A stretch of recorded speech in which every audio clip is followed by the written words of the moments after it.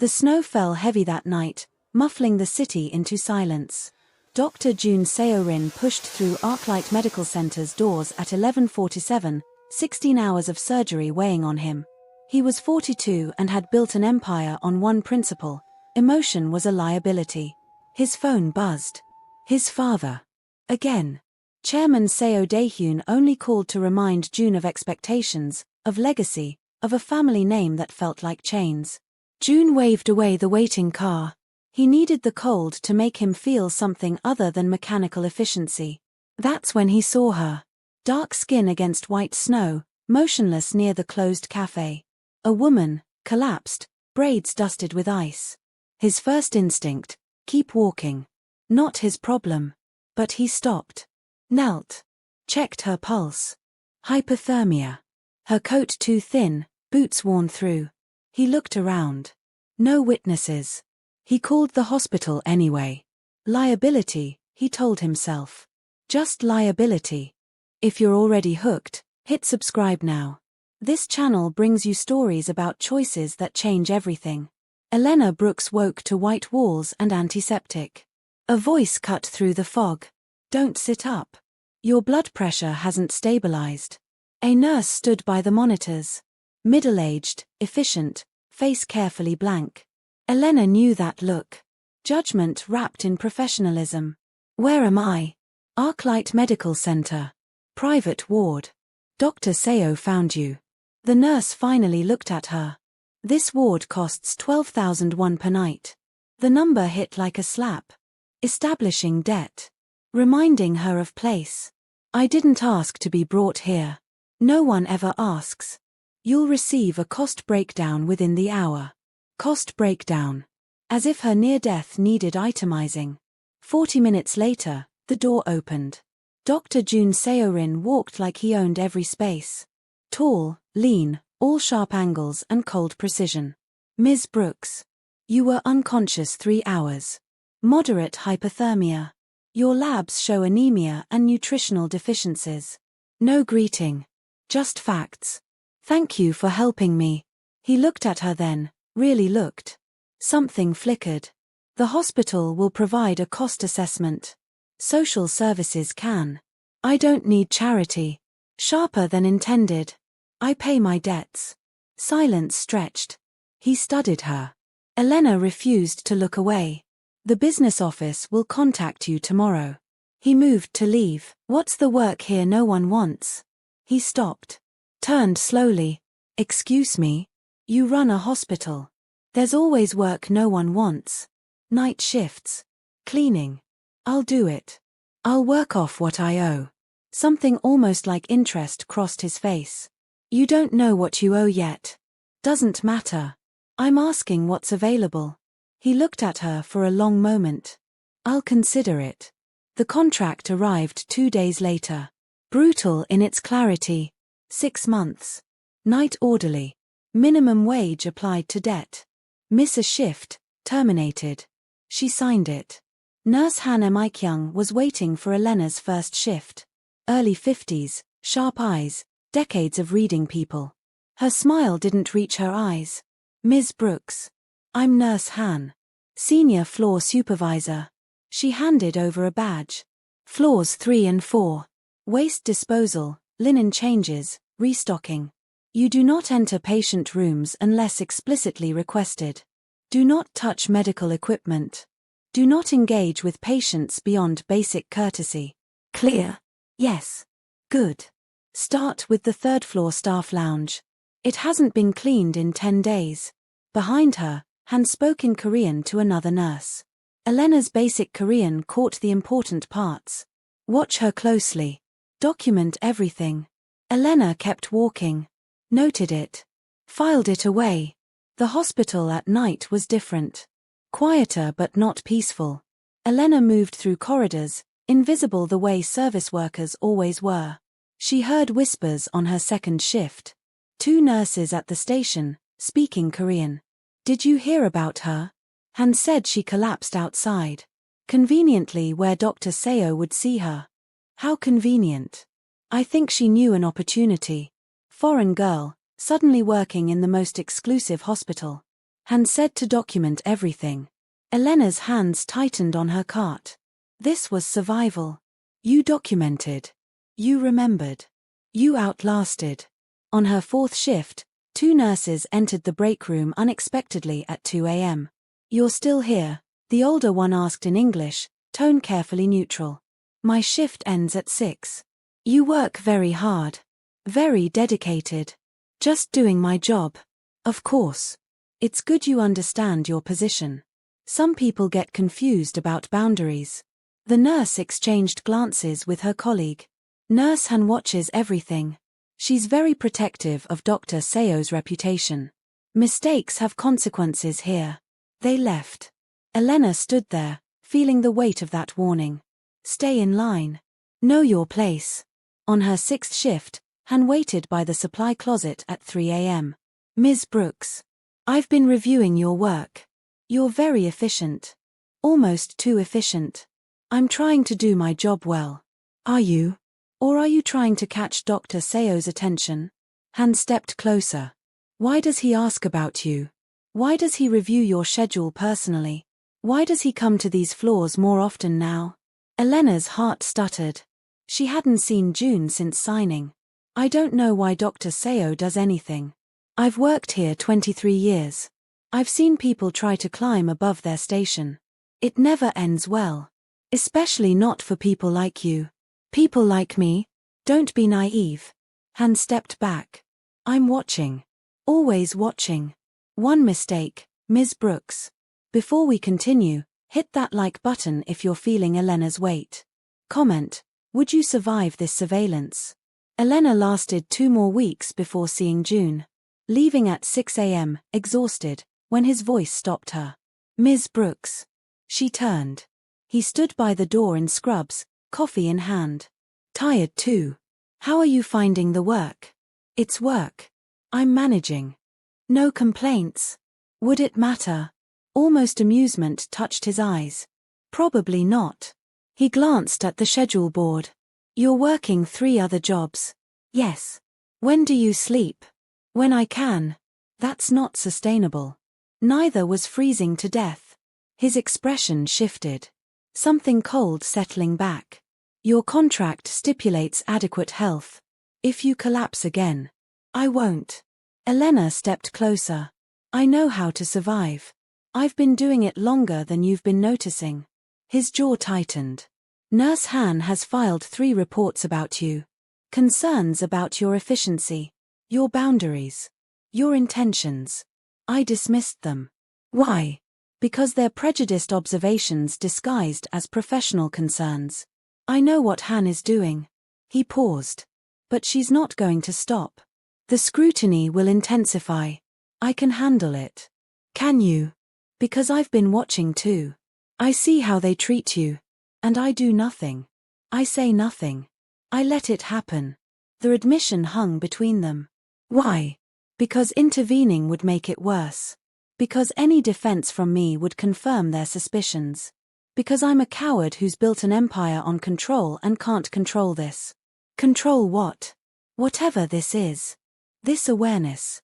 I didn't want it. But it's there anyway, compromising everything I thought I was. Dangerous.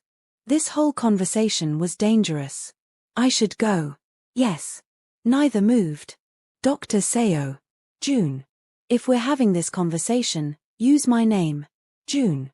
I don't need to be saved. I need to be left alone to do my work and leave.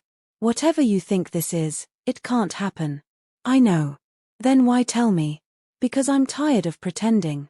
Tired of acting like my indifference is anything other than complicity. He looked at her. I'm sorry. For what Han is doing. For what they're all doing. For letting it happen because intervening would cost me, and I'm not brave enough yet. Elena felt tears threaten. At least you're honest. It's the least I can offer. It's not enough. I know. But it's all I have. She left before she could forget that powerful men didn't sacrifice for women like her. The accident happened 3 weeks later. Elena leaving at dawn, eyes on her phone. She didn't see the delivery truck. What she felt was hands. Strong. Sudden. Yanking her backward. The truck's mirror missed her face by inches. Her heart slammed. She looked up. Joon was staring at the truck, hand still gripping her arm, face showing raw fear. Are you insane? You didn't even look. Elena couldn't speak. She was trembling. You could have been killed. His grip tightened. You could have died right here, and He seemed to realize where they were. Elena followed his gaze. 3 nurses at the entrance. Watching. Understanding crashed over her. What this looked like. The hospital's founder, grabbing the black girl who worked nights, pulling her close, showing naked concern. In public. Dr. Seo. You need to let go. You're in shock. I need you to let go. Now. Please. Something in his face shifted. Recognition of damage done. He released her and stepped back, but not before the nurses turned, already moving to spread what they'd seen. The rumors spread like infection. By her next shift, the entire hospital knew. Conversations stopped when she entered. Nurses watched differently, their eyes calculating, suspicious, vindicated. Han was waiting that night. Ms. Brooks. A word. Han led her to an empty conference room. When she turned, her expression was triumphant. I've been documenting your behavior for 4 weeks. Every shift. Every interaction. Every boundary crossed. I haven't crossed any boundaries. Haven't you? Han smiled. Finishing work early. Being where you're not assigned. Speaking to Dr. Seo without protocol. And now this incident. This public display. He pulled me from a truck. It's exactly what I've been waiting for. I'm recommending immediate termination. Violation of professional boundaries. Creating hostile environment. Bringing disrepute to the hospital. Elena's world tilted. I haven't done anything wrong. You exist wrong, Ms. Brooks. You exist where you were never meant to be, and you refuse to understand that. Han's voice dropped. Did you really think Dr. Seo cared? That any of this was real? You're a charity case. A debt. And the moment you became inconvenient, he'll discard you like everyone else does. You don't know. I know men like Dr. Seo. 23 years. They don't choose women like you. They use you to feel progressive, then move on. Han closed the folder. I'm submitting this tomorrow. Make other arrangements. She left. Elena stood there, hands shaking, throat tight. She lasted until her shift ended. Then she went to find Joon. His office light was on at 2 a.m. She knocked once and entered. Ms. Brooks. This is highly irregular. I know. We need to talk about what you did to me. I prevented you from being injured. You protected me where everyone could see. Where it would cost me everything. Her voice cracked. Do you know what they're saying? What Han is going to do? Han spoke to you. His voice went sharp. She's recommending my termination. Violation of boundaries. Creating disrepute. All because you couldn't control yourself for 30 seconds. Joon stood. That's absurd. You haven't violated anything. It doesn't matter what's true. It matters what they believe. And what they believe is that I'm manipulating you. And when you act like you care, in public, with witnesses, you prove them right. Elena moved closer. And when you act like you care, you destroyed my credibility while feeling good about being a hero. You saved me from a truck and threw me to the wolves. I wasn't trying to be a hero. Then what were you trying to be? The question hung sharp and demanding. Joon moved to the window. When he spoke, his voice was rough. I saw that truck. Saw you not looking. And something in me just reacted. Not as a doctor. Not as your employer. As someone who couldn't stand the thought of you being hurt. He turned. I didn't think about consequences. Didn't think about the cost to you. I just acted, and I'm sorry. Elena felt something crack. Sorry doesn't fix this. I know. But I can fix what Han is trying to do. I'll reject her recommendation. Make it clear your contract stands. And then what? She tries again. You can't protect me from everything, Joon. Every time you intervene, you make it worse. So what do you want me to do? Stand by and watch them destroy you? I want you to decide. The words burst out. I want you to decide if I'm worth the cost. If this is worth fighting for, or if I'm just another obligation you're trying to manage. Because I can't do this halfway. I can't be your employee and your charity case and your secret concern all at once. It's breaking me. Joon stared at her, and Elena saw something break in his face too. The careful control crumbling. You want to know what I can't control? I can't control the fact that I think about you constantly. That my surgical precision is compromised because half my attention is wondering if you're sleeping, eating, surviving. That I've been adjusting the hospital schedule for weeks to ensure you have rest time between shifts and telling myself it's about efficiency when it's not. Elena's breath caught. Joon. I don't know what this is. I've spent 42 years maintaining perfect control. Over everything. I don't lose focus.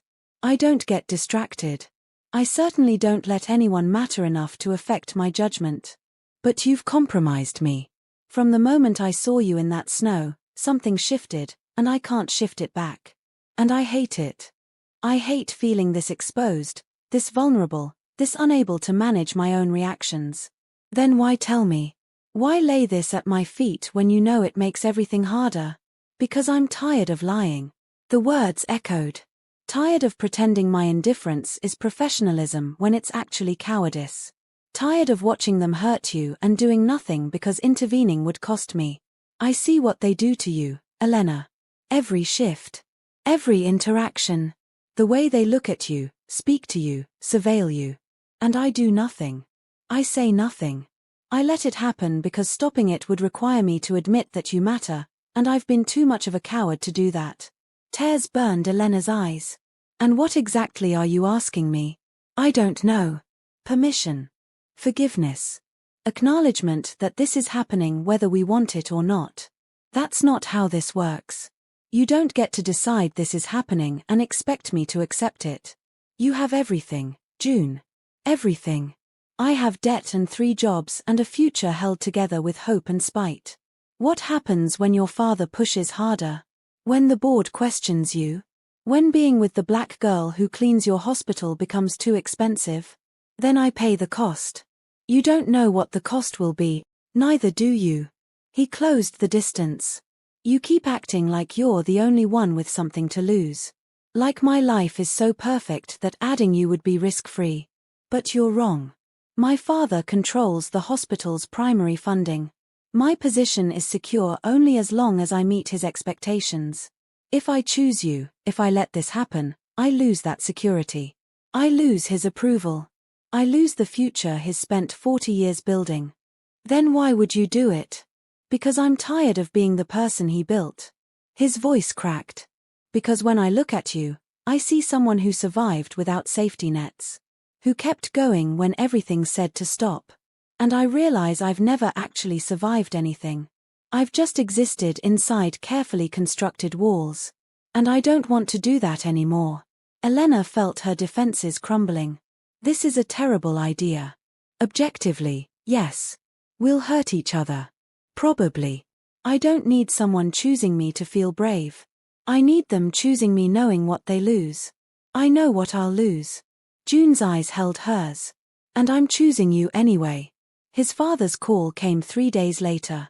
Conference room 7. Urgent. Chairman Seo stood by the window. When he turned, his eyes were cold. Sit down, Joon. I'd prefer to stand. I said sit. Years of conditioning made refusal impossible. June Saturday. I've been receiving calls. Board members. Administrators. Concerned staff. All asking, has my son lost his mind? I don't know what you're referring to. Don't insult me. The girl. The foreign student. The one you hired under suspicious circumstances. Elena Brooks. Her name is Elena Brooks. I don't care what her name is. I care that you've become compromised. That you've put the hospital's reputation at risk. That you're jeopardizing everything we've built for a temporary distraction. June's jaw tightened. Elena isn't a distraction. Then what is she? What could she possibly be to someone in your position? She's a debt. A charity case. Someone who saw an opportunity. His father's voice dripped contempt. And you fell for the oldest trap. You don't know anything about her. I know enough. I know people are watching, judging, questioning your competence. And I know that if this continues, it will cost us. He pulled out a folder. The research wing. The clinical trials. 15 staff positions. 40% of operational budget. I'll pull it all. Joon's world tilted. That research could save lives. Is less important than maintaining this family's reputation. Than ensuring our legacy continues untarnished. Untarnished by what? A woman I care about. By scandal. By weakness. By you choosing personal gratification over familial duty. His father's voice went quiet. I gave you everything, Joon. Education, opportunity, this hospital. I built you into someone the world respects. And this is how you repay me. By throwing it away for a girl who will leave you the moment someone better comes along. She's not like that. They're all like that. Chairman Seo closed the folder. You have 1 week to end this. Terminate her contract. Remove her from the hospital. Make it clear it's finished. Do that, and the funding stays. The research continues. Everything goes back to normal. And if I refuse, then I withdraw 40% of your funding immediately. The board meets in 2 weeks. I'll make sure they know exactly why. I'll make sure your failure becomes public knowledge. He paused. 1 week, Joon. Choose wisely. He left. Joon sat in the empty room, feeling walls close in. He told Elena that night. No softening. No making it easier. He's giving me 1 week. End things with you, or lose the research funding. Elena's face went blank. That careful survival mask. How much? 40% of our budget. 3 trials. 15 jobs. Jesus. That's your life's work. Part of it. Joon, that research could save. I know what it could save. And I know what I'd lose by sacrificing you for it. He's testing me. Seeing if I'll break. Seeing if I'll choose legacy over autonomy. And I won't. This is insane. You can't throw away years. For what? For you. Why not? Why is my work more valuable than choosing something for myself? Why is pleasing my father more important than being honest about what I want? Because that research saves lives, and I'm just. Don't diminish yourself to make this easier. You're not just anything. You're someone who survived impossible odds. Someone who refused to be broken. Someone who made me question every assumption about control and connection and what actually matters. Elena felt tears threatening. What happens now? Now I tell him no. He pulls the funding. The board meets. I present alternatives. It'll be unpleasant. Unpleasant. This could destroy your career. Or it could finally make it mine. He squeezed her hands. I've spent 42 years living someone else's vision. Maybe it's time I lived my own. Even if it costs you everything. Even then. He looked at her. Unless you're asking me not to. Unless you want me to end this. I will, if that's what you need. I don't want you to lose everything for me. That's not what I asked. I know. She took a shaky breath. I'm terrified. Terrified that I'm not worth this. That we'll fail anyway and you'll resent me. That your father is right and I'm just someone who saw an opportunity. Do you believe that? No. But I'm scared you will. Eventually. Then we'll be scared together. He pulled her close. I can't promise this will work. Can't promise we won't hurt each other. Can't promise my father won't find new ways to punish us. But I can promise I'm choosing this. Choosing you. Knowing exactly what it costs. Elena buried her face in his shoulder and let herself cry. For the first time in years, she let someone see her break. The next week was brutal. Funding withdrawn. Staff whispered openly. Han filed another complaint. The board scheduled an emergency meeting. Elena kept working. Not because she had to. Joon offered to forgive the remaining debt, but because walking away felt like admitting defeat. On her 4th night that week, Han cornered her in the supply room. You're still here. Even after everything. Even knowing what you're costing him. I'm finishing my contract. Your contract. You think this is about contracts? This is about you destroying a good man's life because you're too selfish to let go. You don't know anything. I know he's losing everything. I know the board is questioning him. I know his father won't speak to him. Han stepped closer. I know that before you came, he was respected. Admired. And now he's a cautionary tale. The brilliant surgeon who threw away his legacy for a girl who wasn't worth it. The words hit like physical blows. Get out of my way. Or what? You'll complain? Have him fight another battle for you? Haven't you taken enough from him? I said move. Make me. Oh wait, you can't. Because you're nothing here. You're no one. And the sooner everyone realizes that, the sooner things can go back to normal. Elena pushed past her. She made it to the bathroom before the tears came. She locked herself in a stall and sobbed. She lasted until her shift ended. Then she went to Joon. He was in surgery prep. She waited until others left. We need to talk. He looked up. Saw her face. What happened? Han cornered me. Said some things. Made some points. What points? That I'm destroying you. That you're losing everything because of me. That I'm too selfish to let go. Elena's voice broke. And she's right. Look at what this is costing you. Your father won't speak to you. The board is questioning you. You're losing research that could save lives. All because I didn't have the decency to walk away. Elena. No. Listen. She moved closer. I came here to survive. To pay a debt and move on. I never meant for this. Never meant to be someone you'd sacrifice for. And now I look at you and I see everything you're losing and I can't, her voice broke. I can't be the reason you lose everything. Joon crossed the room and took her face in his hands. You're not the reason. My father's ultimatum is the reason. A system that punishes people for choosing outside acceptable parameters is the reason. My own cowardice for the past 40 years is the reason. But you're not the reason for any of this. But if I left, if you left, I'd still have lost the funding. Still be fighting with my father. Still be questioning everything I thought I was. The only difference is I'd be doing it alone. And I don't want to do it alone, Elena. I want to do it with you. Even if we fail, even then.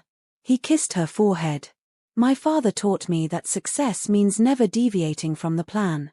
Never risking what you have for what you might want. And I'm done living that way. If I fail trying to build something honest with you, that's still better than succeeding at being someone I'm not. I'm so scared. Me too. What if your father never forgives you? Then he doesn't. I'll survive. What if the board removes you? Then I'll build something new. What if I'm not worth all this? Then I'll have learned something about myself anyway. He pulled her close. Stop trying to protect me from my own choices. I know what I'm doing. I know what it costs. And I'm doing it anyway. If you've made it this far and you're feeling the weight of what real choice costs, hit subscribe. Drop a comment. Would you choose love knowing it might cost everything? Let's talk about it. The board meeting happened on Friday. Joon presented alternatives. Grant applications. Potential donors. The board listened with skeptical faces. Chairman Seo sat at the head, expression carved from stone. When Joon finished, the chairman spoke. These proposals are theoretical. Unconfirmed. You're asking us to risk our research on possibilities.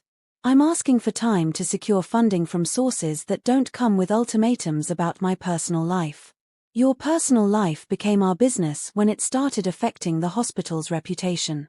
The only thing affecting our reputation is the prejudice and surveillance of certain staff who can't accept that I might choose someone outside their approved parameters. Shocked silence. Are you accusing the board of prejudice, Dr. Seo? I'm stating facts. Ms. Brooks has violated no policies, broken no rules. Yet she's been harassed, surveilled, and targeted for termination. Why? Because she had the audacity to accept work offered to her. Because I showed concern for her safety. Because we've chosen to see where this connection leads. If that's grounds for funding withdrawal, then this board has larger problems than budget allocation. More silence. Then his father stood. We'll vote next week. Until then, Dr. Seo, I suggest you consider whether your pride is worth the consequences. That night, Elena finished her contract. 6 months to the day. Every shift completed. Every debt paid. When she turned in her badge, the clerk barely looked at her. You're free to go, Ms. Brooks. Free. The word felt strange. Joon was waiting outside. Not in his white coat but in civilian clothes, looking less like Dr. Seo and more like just Joon. Uncertain. Hopeful. Scared. So. Your contract is complete. It is. You don't owe the hospital anything. Not a single one. Then you could leave. Go back to your life. Forget this happened. Elena looked at him. At this man who'd saved her, employed her, chose her knowing what it cost. I could. Are you going to? Are you asking me to stay? I'm asking what you want. Elena stepped closer. I want honesty. I want someone who sees me as a person, not a project. I want to figure this out without your father breathing down our necks or hospital staff watching our every move. I want space to succeed or fail without everyone else's expectations crushing us. That's a lot to want. I know. Can you give it? Joon was quiet for a long moment. I don't know. My father might never speak to me again. The board might remove me. The hospital might never be the same. I can't guarantee any of this works. Can't promise easy or comfortable or safe. I'm not asking for easy. I'm asking for honest. Then yes. I can give you honest. He took her hand. I can give you someone who's willing to lose everything to find out what we might be. I can give you someone who's tired of living for other people's approval. I can give you someone who's choosing you knowing the cost and choosing you anyway. Elena felt tears burn. That's very poetic for a surgeon. I have hidden depths. Apparently. She squeezed his hand. So what now? Now we walk. Figure things out as we go. No guarantees. No safety nets. Just two people who decided trying was better than wondering. That's a terrible plan. I know. I'm in anyway. They walked together into the evening, city lights coming on around them. Snow started falling again. Neither knew what would happen next. His father would keep pushing. The board would make its decision. Elena's path remained uncertain. There would be more consequences, more complications, more moments of doubt. But they were walking together. And sometimes that was how love worked. Not as a solution but as a choice. Not as an ending but as a willingness to begin. Not as certainty but as commitment to uncertainty together. The snow fell, the city breathed, and two people chose each other knowing the cost. And if that wasn't a happy ending, at least it was an honest one. If you made it to the end, thank you. These are the narratives that matter, the ones that show us love isn't rescue, it's risk. Hit subscribe for more stories that respect your intelligence, that don't promise easy answers, that show you the messy, complicated truth of human connection. Comment below, what would you have done in Elena's place? In Joon's? Let's talk about choice and consequence and what courage actually means. See you in the next story.